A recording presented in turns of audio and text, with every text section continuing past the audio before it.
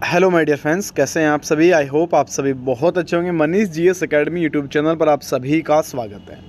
आज के इस वीडियो के अंदर मैं आप लोगों को भारत का इतिहास बिल्कुल प्रारंभिक से स्टार्ट करने जा रहा हूं और ये जो पार्ट रहेंगे ये थ्योरिकल पार्ट रहने वाले हैं और आने वाली सभी वीडियो को आप लोगों को कवर करके लेके चलना है, क्योंकि उस लेवल तक मैंने इसमें कवर करा रखा है जो आपके एग्जाम में पूछा जाएगा। भारत का इतिहास से प्रारंभ होगा। ज़्यादा समझना है, देखना कम है, इस चीज़ को समझ लीजिएगा बेटा, ठीक है ना। क्योंकि बहुत सारे बच्चों को डाउट ये हो रहा है कि सर जी लाइव क्लास नहीं ले रहे, हमारा कोर्स कैसे कंप्लीट होगा। पहली बात तो ये है कि आपका कोर्स मैं कंप्लीट कर चुका हूँ बहुत सारा, ठीक है। क्योंकि नोट्स आपको मैंने दिया हुआ है हस्तलिखित, भारत का इतिहास भी दिया हुआ है, ज्योग्राफी भी दिया हुआ है, इकोनॉमिक्स भी दिया हुआ है, यूपी जीके भी दिया हुआ है, हिंदी भी दिया हुआ है। तो टोटल ही कंप्लीट हो रखा है अधिकतम। लेकिन जो बचे हुए पार्ट हैं जो उनमें समझ नहीं आए, सर जी में पीडीएफ निकलवानी है, वो इन क्लासेस से आपके कंप्लीट हो जाएगी, ठीक है। तो आप लोग कंप्लीट क्लास करिएगा। लाइव क्लास के चक्कर में इतना कोई वो नहीं है, लेकिन ये है कि समझ कैसे आएगा, पूरा भारत का इतिहास को कवर कैसे करना है। तो ये फर्स्ट पार्ट क्लास होने वाली है। सभी के सभी वीडियो शेयर कर दीजिएगा अपने सभी फ्रेंड के पास और अच्छे से कंप्लीट क्लास करनी है, ठीक है। इस क्लास का जो पीडीएफ रहेगा वो टेलीग्राम के माध्यम से आप लोगों को मिल जाएगा। टेलीग्राम का लिंक मैंने डिस्क्रिप्शन में दिया हुआ है, आप लोग जाके ज्वाइन कर लीजिएगा। देखिए सेकंड पार्ट वीडियो रहने वाला है ये आपका, और ये भारत का जो इतिहास है उसको मैं इसमें कवर करूँगा, क्योंकि फर्स्ट में जो आपका हड़प्पा सभ्यता रहेगा वो मैं आपको कवर कराऊंगा, और इसमें सिंधु घाटी सभ्यता से जो पॉइंट है वे सभी आपको मैं कवर कराऊंगा। A to Z आपके लिए इंपॉर्टेंट रहेगा, एक एक पॉइंट को समझ के लेके चलिएगा। बहुत ज़्यादा बेस्ट वीडियो रहने वाला है आपके एग्ज़ाम के लिए।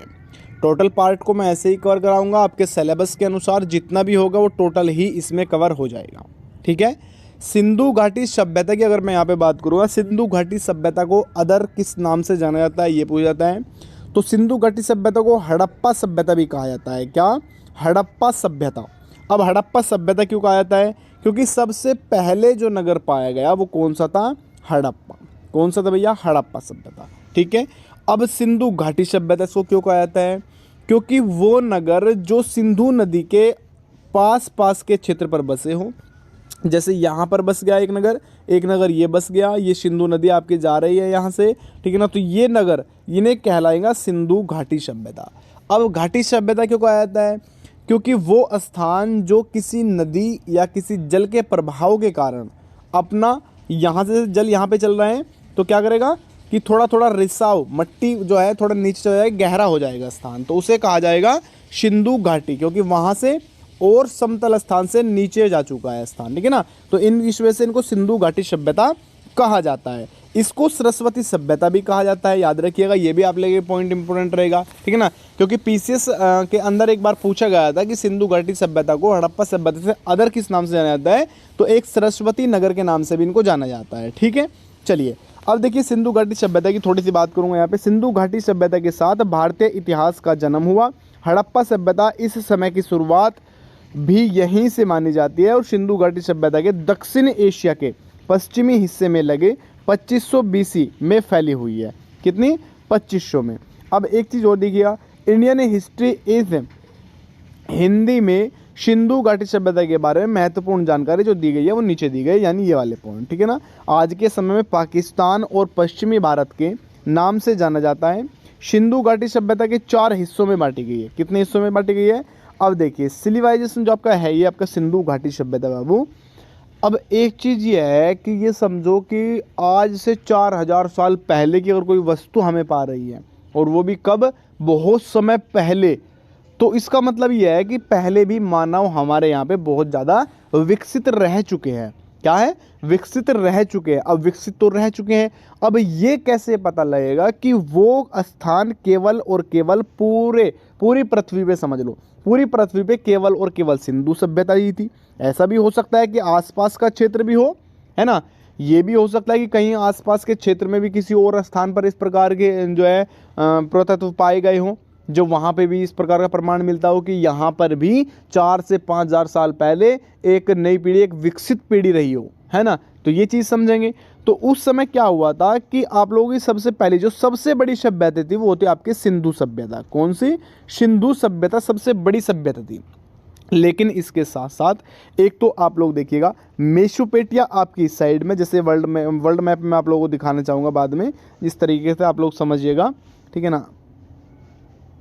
देखिए जैसे ये भारत है थोड़ा सा, है ना, तो यहाँ तक आपकी क्या होगी, ये होगी सिंधु सभ्यता। यहाँ पर होगी आपकी मेसोपोटामिया, ठीक है ना, मेसोपोटामिया। उसके बाद यहाँ पे जो चीन था, ठीक है ना, एक यहाँ पे और थी, उसका नाम थोड़ा मेरे माइंड में है, अभी बता दूंगा मैं आप लोगों को, ठीक है ना। ये चार सभ्यताएं उस समय थी, और जो सिंधु सभ्यता का संबंध था वो मेसोपोटामिया से भी था और आपका चीन वाले इससे भी था। लेकिन आपकी जो चीन की सभ्यता थी इससे संबंध इतना कोई खास नहीं बताया गया, और ना ही इसके कुछ खास प्रमाण पत्र मिले हैं, ठीक है। तो ये चीज़ समझिएगा कि उस समय सिंधु घाटी मिस्र सभ्यता भी थी, उस समय मेसोपोटामिया भी था, उस समय भारत के अंदर मैं आपको बता चुका हूँ, और चीन के अंदर भी था, ठीक है ना। क्योंकि विकसित क्योंकि उस समय में हमें पक्की ईंट के प्रमाण भी मिले हैं, है ना, पक्की ईंट के प्रमाण मिल गए। अब ये चीज़ आप लोग समझिए कि इतनी, चलिए नेक्स्ट आइएगा थोड़ा सा, एक बार यहाँ पे समझेंगे। 1920 में सिंधु घाटी सभ्यता के बारे में कुछ भी ज्ञान नहीं था। किस समय? 1920 में, है ना। क्योंकि सिंधु घाटी सभ्यता, एक चीज़ बताइए मुझे, हड़प्पा सभ्यता की खोज कब हुई और किसने की? कमेंट सेक्शन के अंदर सभी बच्चों को करना है, ठीक है ना। हालांकि इससे पहले 1826 के अंदर हमें एक प्रमाण मिल चुका था, क्या है? रेल की पटरी बिछाते समय पक्की ईंटों का उत्खनन वहां पे पाया गया। लेकिन उस समय क्या था, अंग्रेजों ने इस चीज़ पर थोड़ा ध्यान नहीं दिया कि यार छोड़ो, हो सकता है कि ऐसे ही हो, कुछ और हो, या उन्होंने इस चीज़ का छुपाव किया हो कि भाई इसके बारे में जानकारी नहीं देनी चाहिए, क्योंकि उस समय तो अमेरिका भी हमारी इतना कोई खास विकसित नहीं था पक्की ईंटों से, और उस समय पता लग रहा है कि 4000 साल पहले की हमें मिल रही है, तो बड़ी बात थी, है ना। तो हो सकता है उन्होंने नज़रअंदाज इस चीज़ को किया हो, लेकिन मिला था 1826 के अंदर मिल चुका था, ठीक है। अब 1920 तक सिंधु घाटी सभ्यता का कोई नामो निशान नहीं था हमारे पास। उसके बाद परंतु जब भारतीय पुरातत्व विभाग ने यह घाटी की खुदाई की, तब उन्हें 2 पुराने शहर के बारे में पता चला। कौन कौन सा पुराना शहर? सबसे पहला था आपका मोहनजोदारो और दूसरा हड़प्पा सभ्यता, ठीक है। तो ये चीज़ समझिएगा। इसके बाद देखिएगा यहाँ पे, हालांकि भारत के बाद आप लोग, मैंने आपको बताया था कि चाइना के अंदर भी कुछ इस प्रकार की जो आप लोग ये है एक सभ्यता रहती थी, एक सभ्यता के प्रमाण मिले हैं, लेकिन उससे सिंधु सभ्यता का मेलजोल इतना कोई खास नहीं मिला, ठीक है। इसके बाद 1920 तक सिंधु घाटी सभ्यता के बारे में कुछ भी ज्ञान नहीं था। उसके बाद यहाँ पे आ चुके हैं हम, देखिए खुदाई में 2 पुराने शहरों का पता लगा, मोहनजोदारो और हड़प्पा।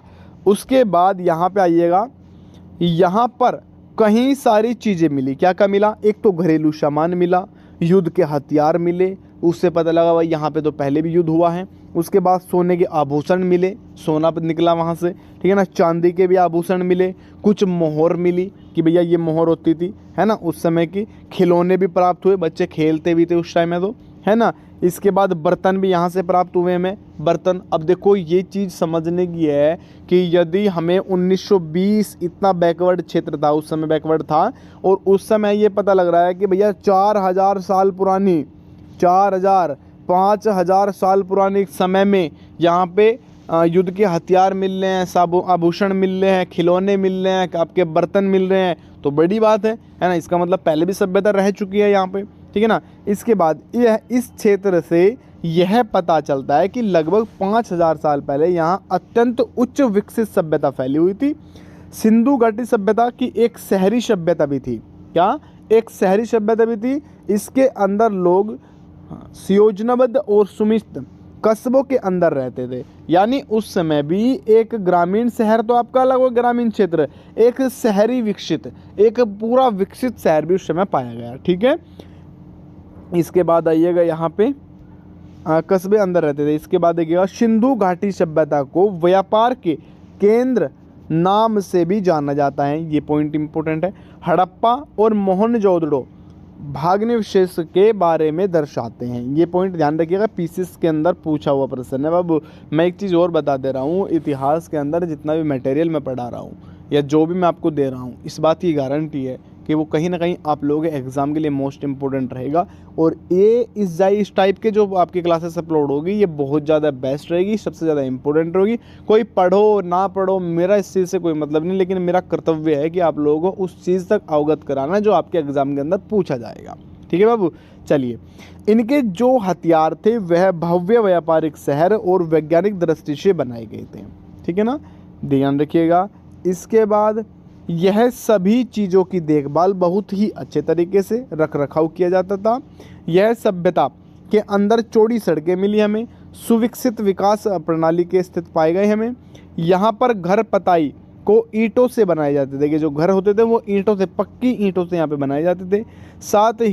साथ ही यहाँ पर 2 या 2 से अधिक मंजिला भी होती थी। कितना विकसित एक सभ्यता कह सकते हैं कि एक मंजिल के ऊपर भी मंजिल बना लेना, है ना, 2 मंजिला मकान पाना। ठीक है। इसके बाद हड़प्पा सभ्यता में अनाज, गेहूं और जौ उगने की कला भी पाई गई। देखिए इसके भी प्रमाण यहाँ पर मिले हैं।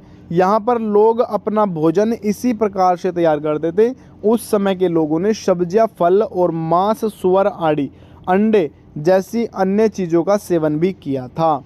अब एक चीज़ समझो भैया, जो हड़प्पा सभ्यता है उनके पास अनाज भी था, उनके पास गेहूं भी था, उनके पास जौ भी था। ठीक है ना। और भोजन की अगर बात करें, सब्जियां ये खाते थे, फल ये खाते थे, मांस ये खाते थे, सुअर, अंडा ये खाते थे। तो और क्या चाहिए भैया, इससे ज़्यादा क्या ही विकसित हो सकता है ना। तो ये चीज़ समझ लीजिएगा।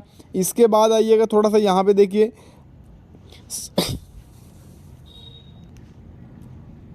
साथ ही यहाँ भी जानने को मिला कि उसमें ऊन का समय भी था, आपका ऊन का भी पाया गया। ठीक है ना। इसके बाद थोड़ा सा आइएगा, बौद्ध धर्म पर थोड़ा ध्यान देंगे। देखिए ये आपके लिए इंपॉर्टेंट है, बौद्ध धर्म से डायरेक्टली क्वेश्चंस बनता है। ठीक है ना। तो मैं बौद्ध धर्म तक आज कवर कराऊंगा। ये फर्स्ट क्लास है आपकी, रिकॉर्डेड जो आपकी रहेगी और पूरे कोर्स को आपकी ये कवर करेगी। और इससे बेस्ट और इससे अच्छा आप लोग चाहे कितना भी कोई पेड कोर्स ले लो या किसी भी आप लोग बुक से पढ़ लेंगे तो इतना मटेरियल आपको नहीं मिलेगा। इतनी नॉलेज मैं गारंटी के साथ बोल रहा हूँ कि पेपर से कोई भी क्वेश्चन आपका बाहर नहीं जाएगा। अगर आप लोग शानदार तरीके से प्रिपरेशन करोगे तो सिलेक्शन, इतिहास की बात कर रहे हो, मैं पॉलिटी, ज्योग्राफी, इकोनॉमिक्स पूरा इसी प्रकार कवर करा दूंगा। और ये रिकॉर्डेड क्लास करना, मेरा अपलोड करना एक मुख्य उद्देश्य है। लाइव क्लास हम प्रैक्टिस के लिए करेंगे। अगर एग्ज़ाम से ऑनलाइन जब फॉर्म स्टार्ट हो जाएंगे, अगर तब से भी मैं स्टार्ट करता हूं तो भी आपका पूरा रिवीजन मैं बहुत जल्द कवर करा दूंगा। ठीक है ना। हालांकि मेरा पूरा कोर्स कंप्लीट हो चुका है, इस चीज़ को लेकर परेशान आप लोग ना हो। जिसे नोट्स नहीं मिला वो टेलीग्राम और व्हाट्सएप के माध्यम से अपना नोट्स लेके अपना पढ़ाई स्टार्ट कर सकते हैं। ठीक है। तो देखिए भगवान बुद्ध को गौतम बुद्ध और सिद्धार्थ क्या है, भगवान बुद्ध को गौतम बुद्ध और सिद्धार्थ भी कहा जाता है, यानी नाम था इनका। आपसे पूछ सकता है गौतम बुद्ध का पुराना नाम क्या था या प्राचीन नाम आपका ध्यान रखिए, सिद्धार्थ। ठीक है ना। बुद्ध के पिता का नाम कपिलवस्तु था। ठीक है ना। जो राजा सुदर्शन थे, इनकी माता का नाम महारानी महामाया था। ठीक है ना। बुद्ध की पत्नी का नाम यशोधरा था और उसके पुत्र का नाम राहुल था। भगवान बुद्ध का जन्म वैशाख माह के पूर्णिमा के दिन नेपाल की लुम्बिनी में, कहाँ पे, नेपाल की लुम्बिनी में हुआ और 563 ईसा पूर्व में हुआ। यह बात जानने के लिए मिली और इसी दिन 528 ईसा पूर्व उन्होंने भारत में बोध गया में सत्य को जाना और साथ ही इसी दिन 483 ईसा पूर्व को 80 वर्ष की उम्र में भारत के कुशीनगर में महानिर्वाण यानी कि आपका मृत्यु उपलब्ध हुए। ठीक है। इंडियन हिस्ट्री, तो ये आप लोग पॉइंट समझ सकते हैं। ठीक है। तो मैं आज ही क्लास, ये छोटी क्लास है बाबू, आज ही क्लास यहीं पे फिनिश करता हूँ। जिसने नोट्स नहीं लिया है वो नोट्स ले लीजिएगा इस नंबर पर मैसेज करके। बाकी आपकी बहुत सारी वीडियो अपलोड होनी है।